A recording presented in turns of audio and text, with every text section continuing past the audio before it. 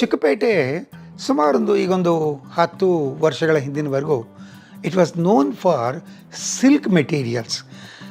ಅದನ್ನು ಇಂಗ್ಲೀಷ್ನಲ್ಲಿ it was a route to silk in the state ಅಂತ ಹೇಳ್ತಾರೆ.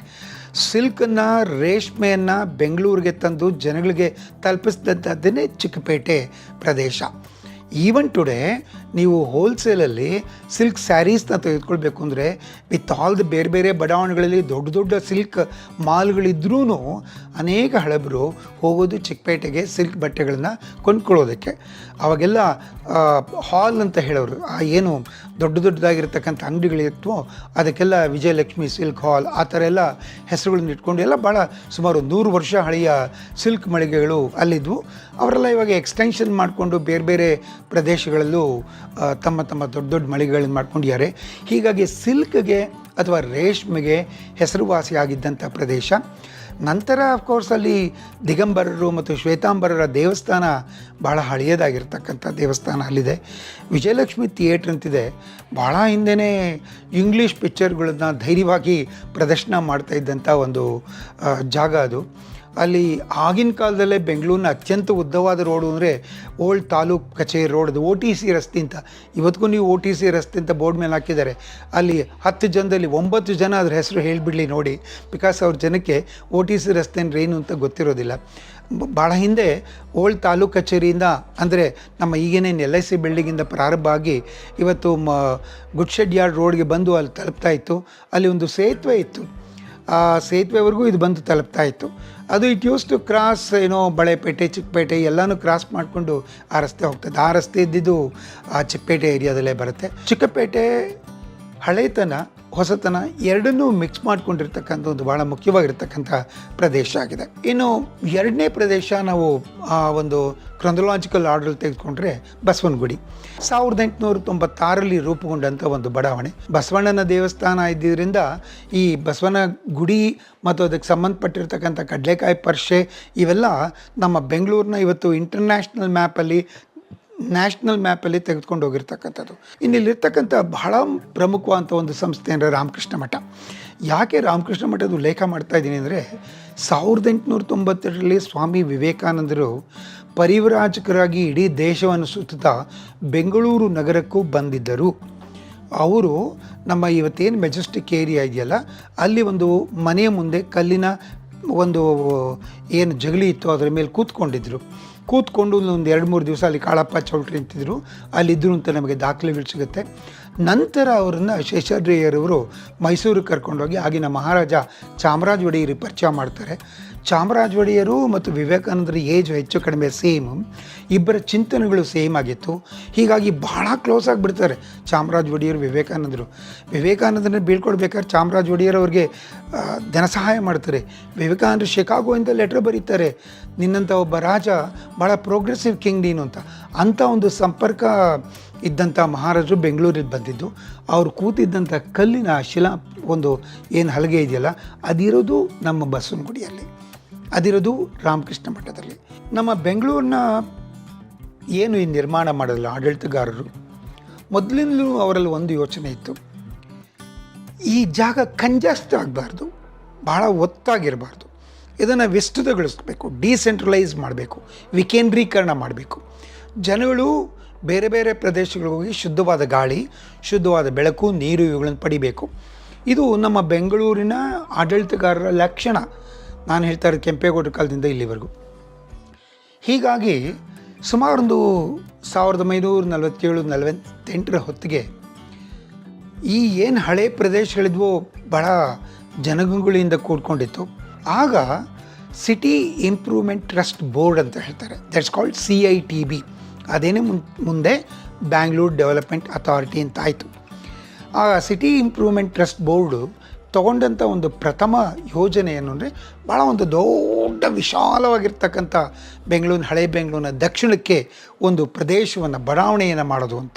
ಇದರ ಪ್ರಾರಂಭ ಇದೆಯಲ್ಲ ಅದು ವೆರಿ ಇಂಟ್ರೆಸ್ಟಿಂಗ್. ಇದರ ಇನಾಗ್ಯುರೇಷನ್ಗೆ ಆಗ ಈ CITB ಚೇರ್ಮನ್ ಆಗಿದ್ದರು ಮಾಧವನ್ ಅಂತ ಅಂದ್ಬಿಟ್ಟು, ಅವ್ರು ಏನಾರು ಒಂದು ಯುನೀಕ್ ಆಗಿರೋದು ಮಾಡಬೇಕಪ್ಪ ಇದರ ಇನಾಗ್ಯುರೇಷನ್ಗೆ, ಅದ್ರ ಏನು ಮಾಡೋದು ಅಂತಂದ್ಬಿಟ್ಟು ಒಂದು ಆ ಇನಾಗ್ಯುರೇಷನ್ಗೆ ಯಾರು ಆಗಿನ ಫಸ್ಟ್ ಗವರ್ನರ್ ಜನರಲ್ C ರಾಜಗೋಪಾಲಾಚಾರ್ಯರು ಬರ್ತಾ ಇರ್ತಾರೆ. ಸೊ ಅವ್ರು ಗವರ್ನರ್ ಬರ್ತಾ ಇರೋದು ಅವರ ಬರುವಿಕೆಯ ಸಂಕೇತವಾಗಿ ಒಂದು ಅಶೋಕ ಸ್ತಂಭ ಇರತಕ್ಕಂಥ ಪಿಲ್ಲರನ್ನು ನಿರ್ಮಾಣ ಮಾಡಬೇಕು. ಟೈಮ್ ಬಹಳ ಕಡಿಮೆ ಇರುತ್ತೆ, ಒಂದು 4 ದಿವಸ ಇರುತ್ತೆ. ಒಬ್ಬರು PS ಆಚಾರ್ ಅಂತ, PSR ಚಾರ್ ಅಂತ ಅವ್ರಿಗೆ ಹೆಸರು. ಅವರು ಅದನ್ನು ಕೇವಲ ಆಗ 3,000 ರೂಪಾಯಿ ಎಲ್ಲ ಸ್ಥಳೀಯವಾಗಿರ್ತಕ್ಕಂಥ ವಸ್ತುಗಳನ್ನು ನಿರ್ಮಾಣ ಮಾಡಿಕೊಂಡು, ಇವತ್ತೇನು ನೀವು ಕನಕನಪಾಳಿಯಿಂದ ಮುಂದಕ್ಕೆ ಹೋದರೆ RV ರಸ್ತೆ ಇತ್ತಲ್ಲ, ಅಲ್ಲಿ ಹೋದರೆ ಇವತ್ತು ಜಯನಗರದಲ್ಲಿ ಅಶೋಕ ಪಿಲ್ಲರ್ ಅಂತಿದೆ. Ashoka pillar is the most prominent land mark of the city ಬೆಂಗಳೂರಿನಲ್ಲಿ. ನೀವು ಯಾವುದೋ ವೈಟ್ ಫೀಲ್ಡ್ನಲ್ಲಿ ಕೂತ್ಕೊಂಡು ಅಶೋಕ ಪಿಲ್ಲರ್ ನೋಡಿ ಕ್ಯಾಬ್ನವ್ನು ಕರ್ಕೊಂಬರ್ತಾನೆ ಕಣ್ಣು ಮುಚ್ಕೊಂಡು. ಪಾಪ ಇವ್ರಿಗೆ PS ಆಚಾರ್ಯ ಒಂದು ದೊಡ್ಡ ಸಂಕಷ್ಟ ಎದುರಾಗ್ಬಿಡುತ್ತೆ. ಇನ್ನೇನು 2 ದಿವಸದಲ್ಲಿ ಇನಾಗ್ರೇಷನ್ನು. ಆ ಮೇಲ್ಗಡೆ 4 ಸಿಂಹಗಳ ಮುಖವನ್ನು ಯಾರು ಮಾಡ್ತಾ ಇರ್ತಾವೋ ಓಡೋಗ್ಬಿಟ್ಟಿರ್ತಾನೆ. ಆವಾಗ ಇವ್ರಿಗೆಲ್ಲ ಭಾಳ ಟೆನ್ಷನ್ ಆಗಿಬಿಟ್ಟಿರುತ್ತೆ. ಆಗ ಒಬ್ಬ ಹಾರ್ಮೋಗಮ್ ಅಂತ ಅವನ್ನ ಕರೆದು ನೋಡಪ್ಪ ಮಾಡಬೇಕು ಅಂತ ರಾತ್ರಿ ಆಗಲೂ ಕೂತ್ಕೊಂಡು ಆ ಟೈಮಿಗೆ ಅದನ್ನು ರೆಡಿ ಮಾಡ್ತಾರೆ. ರಾಜಗೋಪಾಲಾಚಾರ್ಯ ಅವ್ರು ಬಂದು ಅದನ್ನು ಬಹಳ ಸಂತೋಷದಿಂದ ಅದನ್ನು ಇನಾಗ್ರೇಟ್ ಮಾಡ್ತಾರೆ. In fact the pillars of progress ಅಂತ ಬೆಂಗಳೂರಿನಲ್ಲಿ 2 ಇವೆ. ಒಂದು ಇದು, ಇನ್ನೊಂದು ರಾಜಾಜಿನಗರದಲ್ಲಿ ಸೋಪ್ ಫ್ಯಾಕ್ಟ್ರಿ ಎದುರುಗಡೆ ಇದೆ. ಇದು ಯಾಕೆ ಅದನ್ನು ಉಲ್ಲೇಖ ಮಾಡ್ತೀನಿ ಅಂದರೆ ಭಾಳ ಇಂಟ್ರೆಸ್ಟಿಂಗ್ ಒಂದು ಅಂಶ ಹೇಳಿಬಿಟ್ಟು ಇದನ್ನು ಮುಗಿಸ್ತೀನಿ ನಾನು. ಇದನ್ನು ಇನಾಗ್ರೇಟ್ ಮಾಡಿದವರು ರಾಜಗೋಪಾಲಾಚಾರ್ಯ ಅವರು. ಆ್ಯಕ್ಚುಲಿ ಇದಕ್ಕೆ ರಾಜಾಜಿನಗರ ಅಂತ ಹೆಸರಿಡಬೇಕಾಯಿತು, ಆದರೆ ಇದಕ್ಕೆ ಜಯನಗರ ಅಂತ ಹೆಸರಿಟ್ರು. ಜಯಚಾಮರಾಜ ಒಡೆಯರು ಆಗ ಮೈಸೂರು ಸಂಸ್ಥಾನವನ್ನು ಆಳ್ತಾ ಇದ್ದಂಥವ್ರು. 1940 ಆದಮೇಲೆ ಕೃಷ್ಣರಾಜ ಒಡೆಯರ್ ಆದಮೇಲೆ ಇವರು ಆಳ್ವಿಕೆಗೆ ಬರ್ತಾರೆ. ನಮ್ಮ ಸಂಸ್ಥಾನದ ಆಡಳಿತವನ್ನು ಮಾಡುವ ಮಹಾರಾಜ, ಆ ಮಹಾರಾಜರ ಹೆಸರು ಜಯಚಾಮರಾಜೇಂದ್ರ ಒಡೆಯರ್. ಹೀಗಾಗಿ ಅವರ ಹೆಸರಿನಲ್ಲಿ ಒಂದು ಇಷ್ಟೊಂದು ಅದ್ಭುತವಾದ ಬಡಾವಣೆ ಮಾಡಬೇಕಾದ್ರೆ ಮಹಾರಾಜರಿಗೆ ಗೌರವ ಕೊಟ್ಟಂತಾಗತ್ತೆ ಅಂತ ಜಯನಗರ ಅಂತ ಅವರ ಹೆಸರನ್ನ ಮೊದಲ ಹೆಸರನ್ನು ತಗೊಂಡು ಜಯನಗರ ಅಂತ ಹೆಸರಿಟ್ಟರು. ವೆರಿ ಇಂಟ್ರೆಸ್ಟಿಂಗ್ ಥಿಂಗ್ ಏನು ಅಂದರೆ, ನಾನು ಹೇಳಿದ್ನಲ್ಲ ಸೋಪ್ ಫ್ಯಾಕ್ಟ್ರಿ ಹತ್ರ ರಾಜಾಜಿನಗರದ ಇನಾಗ್ರೇಷನ್ಗೆ ಅಲ್ಲಿ ಒಂದು ದೊಡ್ಡ ಇನ್ನೇನು ನೆಕ್ಸ್ಟ್ PS ಆಚಾರ್ಗೆ ಅದೇ ಪ್ರಾಜೆಕ್ಟ್ ಕೊಡ್ತಾರೆ ಮಾಧವನು. ಅಲ್ಲೋಗೊಂದು ದೊಡ್ಡ ಪಿಲ್ಲರ್ ಮಾಡ್ತಾರೆ. ಅದನ್ನು ಇನಾಗ್ರೇಟ್ ಮಾಡಿದವರು ಜಯಚಾಮರಾಜ ಒಡೆಯರು. ಅದಕ್ಕೆ ಜಯನಗರ ಅಂತ ಇಡಬೇಕಾಯಿತು, ಅದಕ್ಕೆ ರಾಜಾಜಿನಗರ ಅಂತ ಹೆಸರಿಟ್ರು. ಆಗ ಇವರ ಗೌರವಾರ್ಥ ಆ ಹೆಸರನ್ನ ಇಟ್ಟರು. ಆಮೇಲೆ ಇವತ್ತಿನ ಏನು ಮಾಲ್ ಸಂಸ್ಕೃತಿಗೆ ಬುನಾದಿಯನ್ನು ಹಾಕಿದ್ದು ಇದೇ ಜಯನಗರ. ನಿಮಗೇನು ಜಯನಗರದ ಶಾಪಿಂಗ್ ಕಾಂಪ್ಲೆಕ್ಸ್ ಇದೆಯಲ್ಲ, ಆಗಿನ ಕಾಲದಲ್ಲೇ ಆ ಮಾಲ್ ಸಂಸ್ಕೃತಿಗೆ ಒಂದು ಏನು ಭದ್ರವಾದಂಥ ಬುನಾದಿಯನ್ನು ಹಾಕಿದ್ರು. ಆಮೇಲೆ ನಮ್ಮ ಎಲ್ಲ ಕಡೆಗಳದ್ದು ಮಾಲ್ಗಳು ಬಂದವು. ಅದೇ ರೀತಿ ಅಂಡರ್ ಒನ್ ರೂಫ್ ಎಲ್ಲವನ್ನೂ ಸಿಗ್ತಕ್ಕಂಥದ್ದು ನೋಡಿ. ಆಗಲೇ ಪುಟ್ಟಣ್ಣ ಕಣಗಾಲ್ ಚಿತ್ರಮಂದಿರವನ್ನು ಅಲ್ಲೇ ಮಾಡಿದರು. ಇವಾಗಲೂ ನೀವು ಮಾಲ್ಗಳೆಲ್ಲ ಚಿತ್ರಮಂದಿರಗಳನ್ನು ನೀವು ನೋಡ್ತೀರಾ. ಆ ರೀತಿಯ ಪರಿಕಲ್ಪನೆ ಆಗಲೇ ಅಲ್ಲಿ ಆಗಿತ್ತು. ಸೊ ವಿಜಯನಗರಕ್ಕೆ ಹೆಸರು ಬರೋದಕ್ಕೆ ಒಂದು ಥಿಯೋರಿ ಇದೆ. ಆಗ ಸುಮಾರು 1960ನೇ ಇಸ್ವಿಗೆ ಇದೊಂದು ಅಗೈನ್ ಇದು ಎಕ್ಸ್ಟೆನ್ಷನ್ ಆಗಿತ್ತು. ಜನಗಳೆಲ್ಲ ಇಲ್ಲಿ ಬಂದು ನೆಲೆಸೋಕ್ಕೆ ಶುರು ಮಾಡಿದರು. ಇದಕ್ಕೇನು ಹೆಸರಿಡಬೇಕು ಅನ್ನೋ ಒಂದು ಕಲ್ಪನೆ ಬಂದಾಗ ವಿಜಯನಗರ ನಮ್ಮ ಕೃಷ್ಣದೇವರಾಯರ ಒಂದು ಪರಿಕಲ್ಪನೆಯ ನಗರ, ಹಕ್ಕಬುಕ್ಕರಿಂದ ಪರಿಕಲ್ಪನೆ ರೂಪುಗೊಂಡಂಥ ನಗರ, ಇಡೀ ನಮ್ಮ ದೇಶದ ನಮ್ಮ ರಾಜ್ಯದ ಇತಿಹಾಸವನ್ನು ಪ್ರತಿಬಿಂಬಿಸ್ತಕ್ಕಂಥ ಶ್ರೀಮಂತಿಕೆಯನ್ನು ಪ್ರತಿಬಿಂಬಿಸ್ತಕ್ಕಂಥ ಒಂದು ಪ್ರದೇಶ. ಹೀಗಾಗಿ ಆ ವಿಜಯನಗರದ ಸಾಂಕೇತಿಕವಾಗಿ ಅದೇ ರೀತಿಯಲ್ಲಿ ಇದು ರೂಪುಗೊಳ್ಳಿನ ದೃಷ್ಟಿಯಿಂದ ವಿಜಯನಗರ ಅಂತ ಇದನ್ನು ರೂಪಿಸಿದ್ರು ಅಂತ ಒಂದು ಸ್ಕೂಲ್ ಆಫ್ ಥಾಟ್ ಇದೆ. ವಿಜಯನಗರ ಆದಮೇಲೆ ಹಂಪಿ ರಾಜಧಾನಿ ಆದಮೇಲೆ ಇಲ್ಲೂ ಯಾಕೆ ಅದನ್ನು ಮಾಡಬಾರ್ದು ಅಂತ ಒಂದು ಯೋಚನೆ ಆನಂತ ಬಂತು. ಅದರಲ್ಲೂ ಚಿದಾನಂದ ಮೂರ್ತಿಗಳು ಬಹಳ ದೊಡ್ಡ ಸಾಹಿತಿಗಳು ಅದಕ್ಕೆ ಮೂಲ ಕಾರಣಕರ್ತರು. ಅಲ್ಲಿ ರೈಲ್ವೆ ಪ್ಯಾರಲಲ್ ಕಾಲೋನಿ ಅಂತ RPC ಲೇಔಟ್ ಅಂತ ಇದಕ್ಕೆ ಸೇರಿ ಪಕ್ಕದಲ್ಲೇ ಇದೆ. ಅದಕ್ಕೆ ಯಾಕೆ ನಾವು ಯಾವುದೋ ಒಂದು ಆ ಹೆಸರು ಇಟ್ಕೋಬೇಕು, ಯಾಕೆ ಇದನ್ನು ಹಂಪಿ ನಗರ ಅಂತ ಹೆಸರಿಡಬಾರ್ದು ಅಂತಂದರು. ಈಗ ಹಂಪಿ ನಗರ ಆಯಿತು. ಸೊ ಆ ವಿಜಯನಗರದ ಪಕ್ಕದಲ್ಲೇ ಮೇನ್ ರೋಡ್ ಪಕ್ಕದಲ್ಲೇ ಇರ್ತಕ್ಕಂಥದ್ದು ಹಂಪಿ ನಗರ. ಇನ್ನು ಹಕ್ಕಬುಕ್ಕರಂತ ಹೇಗೆ ಬಿಡೋಕ್ಕಾಗುತ್ತೆ ವಿಜಯನಗರದ ಮಾತಾಡಿದ ಮೇಲೆ. ಸೊ ಹೀಗಾಗಿ ಹಕ್ಕಬುಕ್ಕ ರಸ್ತೆಗಳು ವಿಜಯನಗರದಲ್ಲಿದೆ. ಇಷ್ಟೆಲ್ಲ ಆದಮೇಲೆ ಇದಕ್ಕೆ ಕಾರಣಕರ್ತರು ವಿದ್ಯಾರಣ್ಯರನ್ನು ಮರೆಯೋಕ್ಕಾಗುತ್ತೆ. ಸೊ ವಿಜಯನಗರದಲ್ಲಿ ಒಂದು ಪುಟ್ಟ ಬಡಾವಣೆ ವಿದ್ಯಾರಣ್ಯ ನಗರ ಅಂತಲೂ ಒಂದು ಬಡಾವಣೆ ಇದೆ. ಹೀಗೆ ನಮ್ಮ ರಾಜ್ಯದ ಪುರಾತನ ಸಂಸ್ಕೃತಿಯನ್ನು ಒಂದು ಚಿಕ್ಕದಾಗಿ ಪ್ರತಿನಿಧಿಸ್ತಕ್ಕಂಥ ಒಂದು ಪ್ರದೇಶ ವಿಜಯನಗರ. ಇನ್ನು 1970ರ ಇಸ್ವಿಗೆ ಬಂತು ಅಂದರೆ ನಮ್ಮ ಬನಶಂಕರಿಯ ಬದಿಗೆನೆ ಒಂದು ಎಕ್ಸ್ಟೆನ್ಷನ್ ಆಗಿ ರೂಪುಗೊಂಡಂಥದ್ದು ಪದ್ಮನಾಭ ನಗರ. ಸಹಜವಾಗಿ ಎಲ್ರಿಗೂ ಪದ್ಮನಾಭನ ದೇವಸ್ಥಾನ ಇರ್ಬೋದು, ಬಸವನಗುಡಿಯಿಂದ ಬಸವನಗುಡಿ ಆಯ್ತಲ್ಲ ಆಗಿರ್ಬೋದು ಅಂತ ಅನಿಸುತ್ತೆ. ನಿಮ್ಗೆ ಆಶ್ಚರ್ಯ ಆಗ್ಬೋದು, ಒಬ್ಬ ಮಹಾನ್ ವ್ಯಕ್ತಿಯ ಹೆಸರನ್ನು ಈ ಪದ್ಮನಾಭ ನಗರ ಸೂಚಿಸುತ್ತೆ. ನಿಮಗೆ ರಾವ್ ಬಹದ್ದೂರ್ ಜವರಾಯ ಅಂತಂದ್ಬಿಟ್ಟು ಲಾಲ್ಬಾಗ್ನ ಡೈರೆಕ್ಟರ್ ಆಗಿದ್ದವರು. ಅವ್ರ ಕಾಲದಲ್ಲಿ ಲಾಲ್ಬಾಗ್ ಉದ್ಯಾನವನ ಬಹಳ ದೊಡ್ಡ ಪ್ರಮಾಣದಲ್ಲಿ ಅಭಿವೃದ್ಧಿ ಹೊಂದುತ್ತೆ. ಲಾಲ್ಬಾಗನ್ನು ವಿಸ್ತರಣೆ ಮಾಡಿದ್ದು, ಲಾಲ್ಬಾಗ್ನ ಗ್ಲಾಸ್ ಹೌಸ್ನ ತುಂಬ ಚೆನ್ನಾಗಿ ಇಂಪ್ರೂವ್ ಮಾಡಿದ್ದು, ಗ್ಲಾಸ್ ಹೌಸ್ನ ಒಂದು ಎಕ್ಸ್ಟೆನ್ಷನ್ 3 ಭಾಗ ಇದ್ದಿದ್ದು, 4ನೇ ಭಾಗವನ್ನು ಎಕ್ಸ್ಟೆನ್ಷನ್ ಮಾಡಿದವರು ರಾವ್ ಬಹದ್ದೂರ್ ಜವರಾಯ ಅವ್ರ ಕಾಲದಲ್ಲಿ. ಅವಾಗ ಸರ್ ಮಿರ್ಜಾ ಅವರು ದಿವಾನರಾಗಿದ್ದರು. ಹೀಗೆ ಒಬ್ಬ ದೊಡ್ಡ ಅದ್ಭುತ ವ್ಯಕ್ತಿ ರಾವ್ ಬಹದ್ದೂರ್ ಜವರಾಯ ಅವರು. ಅವರಿದ್ದಿದ್ದು ನಮ್ಮ ದಕ್ಷಿಣ ಬೆಂಗಳೂರಿನಲ್ಲೇ, ಇವತ್ತಿನ ಬಸವನಗುಡಿಯಲ್ಲಿ ಪೊಲೀಸ್ ಸ್ಟೇಷನ್ ರೋಡ್ ಇದೆಯಲ್ಲ ಅಲ್ಲೇ ಇದ್ದಿದ್ದು. ಇವರ ಮಗ CJ ಪದ್ಮನಾಭ ಅಂತ. ಸೊ ಹೀಗಾಗಿ ಅವ್ರ ಕಾಲದಲ್ಲಿ ಅನೇಕ ಬಡಾವಣೆಗಳಾದವು. ಆಮೇಲೆ 70 to 74 ಅವರು ಈ became a chairman of CITB also. CITB ನಾವಾಗಲೇ ಸಿಟಿ ಇಂಪ್ರೂವ್ಮೆಂಟ್ ಟ್ರಸ್ಟ್ ಬೋರ್ಡ್ ಅಂತ ಹೇಳಿದೆಲ್ಲ, ಅದರ ಚೇರ್ಮನ್ ಆಗಿದ್ದರು. ಆಗವರು ಈ ನಮ್ಮ ಬನಶಂಕರಿಯ ಎಕ್ಸ್ಟೆನ್ಷನ್ ಆಗಿ ಒಂದು ದೊಡ್ಡ ವ್ಯವಸ್ಥಿತ ಬಡಾವಣೆಯನ್ನು ಮಾಡಿದರು. ಸೊ ಅವರ ಕಾಲದಲ್ಲಿ ಇದಾಗಿದ್ದರಿಂದ ಅವರ ಗೌರವಾರ್ಥ ಇದನ್ನು ಪದ್ಮನಾಭ ನಗರ ಅಂತ ಹೆಸರಿಟ್ಟರು. ಅಗೇನ್ BTM ಲೇಔಟು ಅಷ್ಟೇ.